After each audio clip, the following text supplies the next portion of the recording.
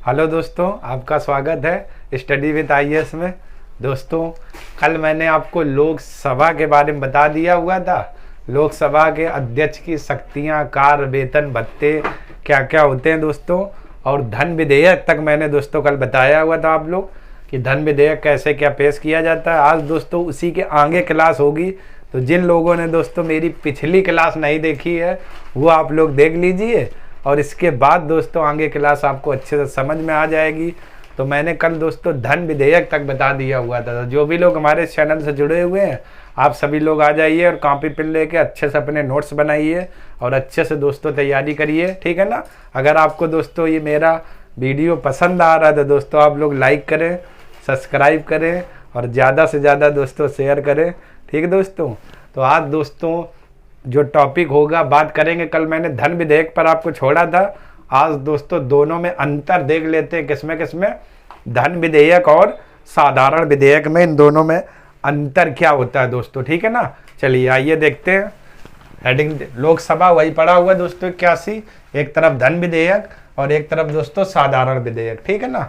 तो देखिए, धन विधेयक लोकसभा में मंत्री द्वारा पेश किया जाता है। कौन सा? धन विधेयक कहाँ पर के पेश किया जाता है? लोकसभा में। यानी जो धन विधेयक होता है दोस्तों, ये लोकसभा में मंत्री के द्वारा पेश किया जाता है, मंत्री के द्वारा, ठीक है ना। देखिए ये वर्डिंग लिखी हुई, धन विधेयक लोकसभा में मंत्री द्वारा पेश किया जाता है। इसके बाद साधारण विधेयक में आइए। साधारण विधेयक किसी मंत्री के अलावा अन्य सदस्यों के द्वारा भी पेश किया जाता है, ठीक है दोस्तों। यानी अंतर क्या होगा, ये मंत्री के द्वारा, ये मंत्री के अलावा अन्य सदस्य भी क्या पेश कर सकते हैं साधारण विधेयक के संबंध में, ठीक है ना। तो पहला पॉइंट आपका यही है दोस्तों, धन विधेयक लोकसभा में मंत्री द्वारा पेश किया जाता है और साधारण विधेयक मंत्री के साथ साथ अन्य सदस्य भी दोस्तों क्या पेश कर सकते हैं, पेश कर सकते हैं, ठीक। क्लियर हो गया दोस्तों। इसके बाद अगला, धन विधेयक को राज्यसभा अधिकतम 14 दिनों तक रोक सकती है।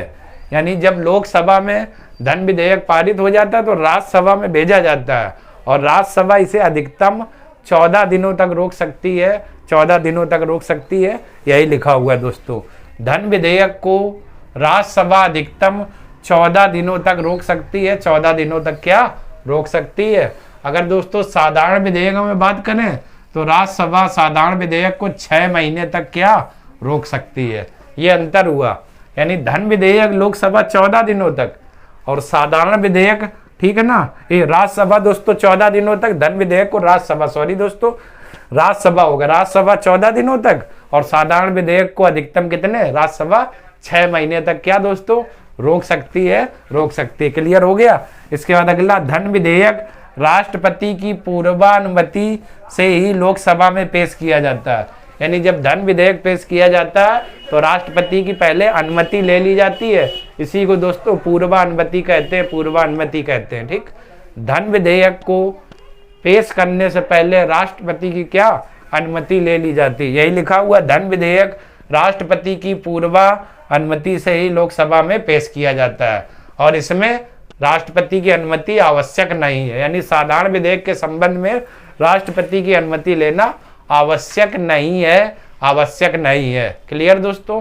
इसके बाद आखिरी पॉइंट, इसके संबंध में संयुक्त अधिवेशन का प्रावधान नहीं है और इसमें प्रावधान है दोस्तों। देखिए दोस्तों, संयुक्त अधिवेशन यानी धन विधेयक होता है, इसके संबंध में संयुक्त अधिवेशन का प्रावधान नहीं है। संयुक्त अधिवेशन मतलब जैसे कोई विधेयक लोकसभा राज्यसभा, ठीक, पारित करके राज्यसभा में भेजे, राज्यसभा कहे नहीं ये इसमें मिस्टेक, हम ये करना चाह रहे हैं, अगर ऐसे कुछ करके दोनों सदनों में विवाद उत्पन्न हो जाए तो इसकी एक संयुक्त बैठक बुलाई जाती है और दोस्तों ये संयुक्त बैठक राष्ट्रपति बुलाता है और इसकी अध्यक्षता लोकसभा अध्यक्ष करता है। तो ये संयुक्त बैठक का जो प्रावधान है ये धन विधेयक के संबंध में नहीं है, लेकिन साधारण विधेयक के संबंध में इसमें प्रावधान है, ठीक है ना। क्यों? अगर साधारण विधेयक के संबंध में दोनों सदनों में इस विधेयक को लेकर विवाद अगर उत्पन्न हो जाता है, कोई भी समस्या हो जाती है, तो इन दोनों सदनों की संयुक्त बैठक राष्ट्रपति बुलाता है, राष्ट्रपति बुलाता है और इसकी अध्यक्षता दोस्तों लोकसभा अध्यक्ष करता है, लोकसभा अध्यक्ष करता है। क्लियर हो गया ना। दोनों सदनों में से। ठीक, साधारण विधेयक के संबंध में ये क्या अनुमति है संयुक्त बैठक की। ठीक दोस्तों, क्लियर हो गया। एक बार और देख लेते हैं। धन विधेयक लोकसभा में मंत्री द्वारा पेश किया जाता है। साधारण विधेयक किसी मंत्री के अलावा अन्य सदस्यों के द्वारा दोस्तों पेश किया जाता है। धन विधेयक को राज्यसभा अधिकतम 14 दिनों तक रोक सकती है, 14 दिनों तक। ठीक दोस्तों, और ये राज्यसभा में अधिकतम कितने 6 माह तक रोक सकती है। धन विधेयक राष्ट्रपति की पूर्ण अनुमति से लोकसभा में प्रस्तुत किया जाता है, मतलब राष्ट्रपति की अनुमति ले ली जाती है और इसमें अनुमति आवश्यक नहीं है। ठीक है ना। इसके संबंध में संयुक्त अधिवेशन का प्रावधान नहीं है और इसमें संयुक्त अधिवेशन का क्या दोस्तों प्रावधान है। ठीक है ना। यानी इस विधेयक के संबंध में अगर दोनों सदनों में विवाद हो जाता है तो राष्ट्रपति संयुक्त बैठक बुलाता है और जिसकी अध्यक्षता दोस्तों लोकसभा अध्यक्ष करता है। क्लियर हो गया दोस्तों ना। चलिए एक बार जरा आप लोग स्क्रीनशॉट ले लीजिए इतने का, फिर आगे बात करते हैं। जरा बोल दिया। चलिए दोस्तों, अब कुछ इंपॉर्टेंट फैक्ट देखते हैं लोकसभा के बारे में। ठीक है ना, क्योंकि वन लाइनर में जो आरओ पीसीएस में क्वेश्चन पूछे जाते हैं उन बिंदुओं पर क्या दोस्तों चर्चा कर लेते हैं। जिसमें से पहला, सर्वप्रथम लोकसभा का गठन। पहला दोस्तों देखिएगा, सर्वप्रथम लोकसभा का गठन। ठीक है ना दोस्तों, सर्वप्रथम लोकसभा का गठन 17 अप्रैल 1952 को हुआ। 17 अप्रैल 1952 को हुआ सर्वप्रथम, यानी लोकसभा का जो गठन हुआ था दोस्तों, कब हुआ था 17 अप्रैल 1952 को। ठीक है दोस्तों, ये कुछ फैक्चुअल चीजें हैं। सर्वप्रथम लोकसभा का गठन 17 अप्रैल 1952 को क्या हुआ था, जो एग्जाम में आपके डेट या तारीख बन के क्या आ जाते हैं दोस्तों क्वेश्चन। ठीक है ना, तो ध्यान रखिएगा। ठीक, इसके बाद अगला, लोकसभा के प्रथम अध्यक्ष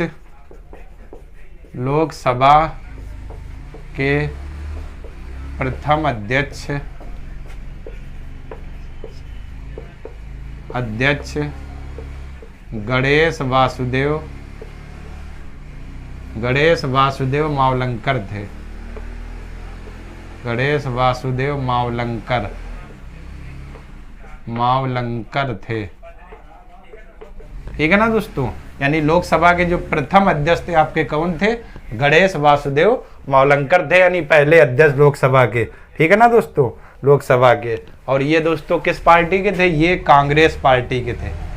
ये कांग्रेस पार्टी के थे।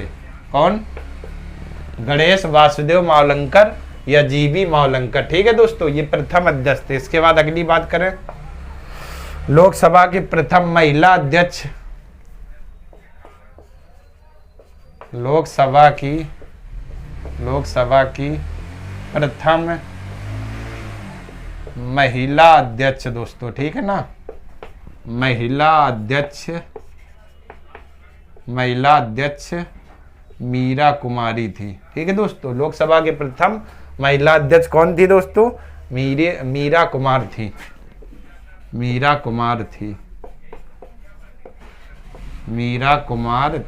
लोकसभा की क्या प्रथम महिला अध्यक्ष। ठीक है ना दोस्तों, कौन थी, मीरा कुमार थी लोकसभा के प्रथम।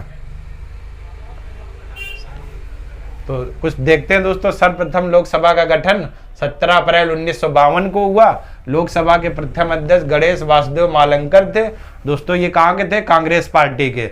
और लोकसभा की प्रथम महिला अध्यक्ष मीरा कुमार थी। इसके बाद अगला, लोकसभा के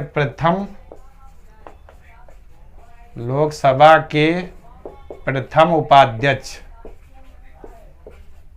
ये कुछ दोस्तों फैक्चुअल चीजें हैं जो वहां पर आपके में क्वेश्चन आ जाते हैं। ये थे एम अनंत सायनम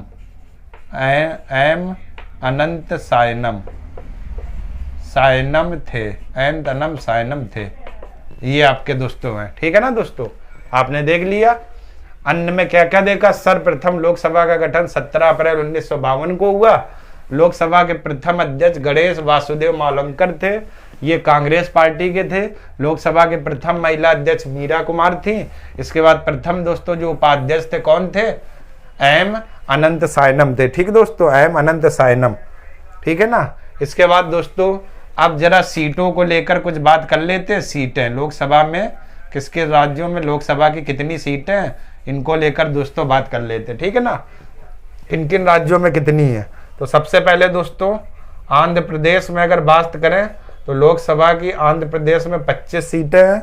इसके बाद अरुणाचल की बात करें, एपी मतलब दोस्तों आंध्र प्रदेश, अरुणाचल की अगर बात करें तो अरुणाचल प्रदेश में दोस्तों 2 है।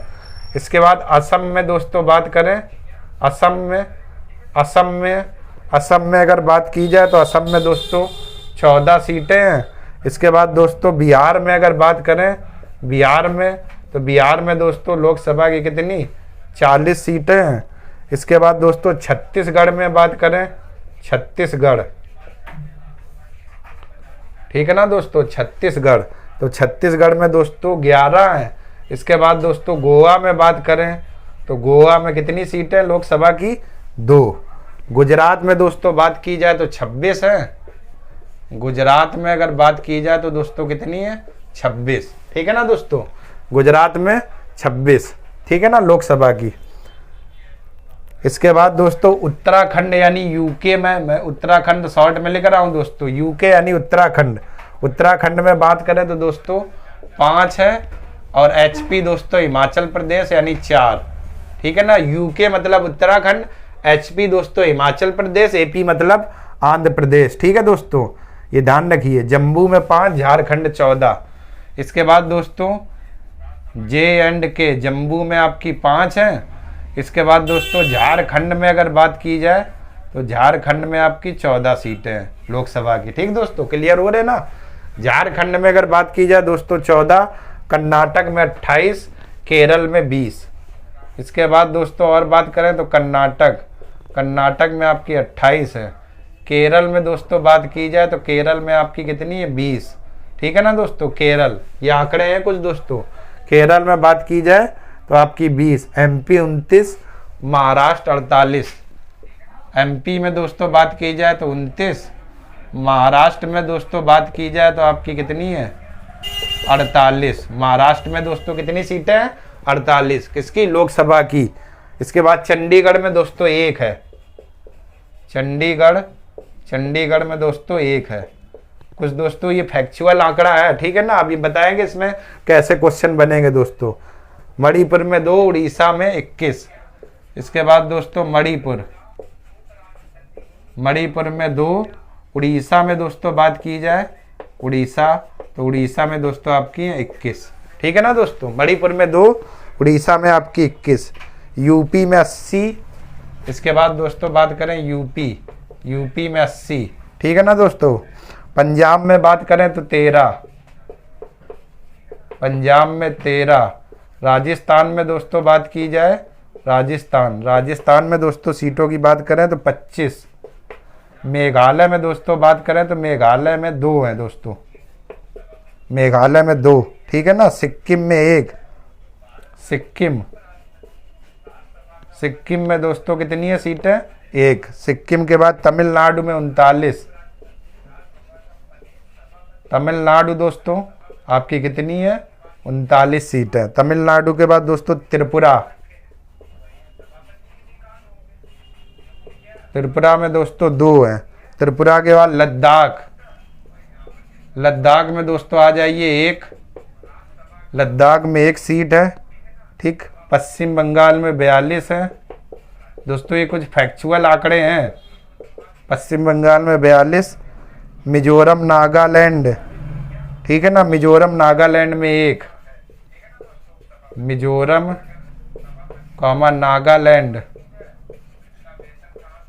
इन दोनों में दोस्तों 1 सीट है, ठीक है ना। इसके बाद तेलंगाना में 17, हरियाणा 10, हरियाणा में दोस्तों 10 है। हरियाणा में कितनी सीटें 10। दिल्ली 7, पुदुचेरी 1। दिल्ली में दोस्तों कितनी है 7, और पुदुचेरी में दोस्तों कितनी है, यहाँ पर लिख देता हूँ, पुदुचेरी में 1, पुदुचेरी में दोस्तों कितनी है 1 सीट है, ठीक। ये आपका कुछ दोस्तों आपका आंकड़ा है, ठीक है ना। चलिए अब दोस्तों जरा देखिए यहाँ पर तो सबसे पहले आप जो ये आंकड़े देख रहे हैं, ठीक, इसमें दोस्तों सबसे ज्यादा लोकसभा की सीटें किस राज्य में है? यूपी में। यूपी में कितनी है? 80। यानी सर्वाधिक अगर 3 या 4 राज्य आपको क्रम से पूछे जाए तो ध्यान देखिए, लोकसभा के सर्वाधिक सीटें 80 हैं, किसमें? यूपी में। 80 के बाद दोस्तों अगला जो स्टेट रहेगा, ठीक ध्यान से रखिएगा, कौन सा रहेगा? महाराष्ट्र। महाराष्ट्र में कितनी है दोस्तों? 48, 48, 48। महाराष्ट्र के बाद दोस्तों अगला जो स्टेट रहेगा पश्चिम बंगाल। पश्चिम बंगाल में दोस्तों कितनी है? 42। और इसके बाद जो चौथा दोस्तों रहेगा कौन सा? बिहार। बिहार में कितनी है? 40। तो सीटों के अनुसार अगर राज्यों का क्रम पूछा जाए सर्वाधिक या अधिक, तो सर्वाधिक में सबसे पहले दोस्तों यूपी आएगा, यूपी के बाद महाराष्ट्र, महाराष्ट्र के बाद पश्चिम बंगाल दोस्तों, और पश्चिम बंगाल के बाद दोस्तों कौन सा आएगा? बिहार आएगा, बिहार। इसके बाद न्यूनतम में दोस्तों अगर बात की जाए तो जरा देखिए, पुदुचेरी 1, सिक्किम 1, मिजोरम नागालैंड 1, लद्दाख 1, ठीक है ना दोस्तों, चंडीगढ़ 1।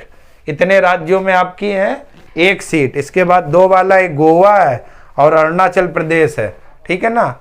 इसके बाद दोस्तों और तो कोई है ना, त्रिपुरा भी है 2 वाला, मेघालय भी है, ये 2 वाले आंकड़े हैं, ठीक। ये सभी के सभी दोस्तों क्या? न्यूनतम सीटों वाले राज्य हैं। तो जितने भी, अगर कभी कभी आपने अगर 2021 वाला पेपर दिया होगा दोस्तों पीसीएस का, तो उसमें एक क्वेश्चन सीटों पे मिलान पर आया था, किस राज्य में कितनी सीटें हैं, ठीक है ना। ऐसे कुछ क्वेश्चन आ जाते हैं दोस्तों, तो आपको अधिकतम, न्यूनतम, सबसे कम, ये आंकड़ा थोड़ा याद रखना है दोस्तों, ठीक है ना। तो ये कुछ सीटें हैं जिसमें से सर्वाधिक यूपी में कितनी? 80। और दोस्तों यहाँ समझ लीजिए, यूके मतलब उत्तराखंड, एचपी मतलब हिमाचल प्रदेश, और एपी मतलब दोस्तों आंध्र प्रदेश, ये ध्यान रखिएगा, ठीक है ना दोस्तों। ये आपका कुछ सीटों का आंकड़ा वर्तमान में लोकसभा में राज्यों के सीटों का, ठीक दोस्तों। ये आपके कुछ फैक्चुअल तथ्य हैं, ठीक। तो एक बार आप लोग स्क्रीनशॉट ले लीजिए जरा। चलिए दोस्तों, ठीक है, ले लिया होगा, ठीक। तो ये आपका दोस्तों जो लोकसभा का टॉपिक था, यहीं से दोस्तों अच्छे से आपका समाप्त हो जाता है। और दोस्तों शायद, अब मुझे नहीं लगता है कि आपका क्वेश्चन अभी भी लोकसभा से स्लिप हो जाएगा, अगर आएगा।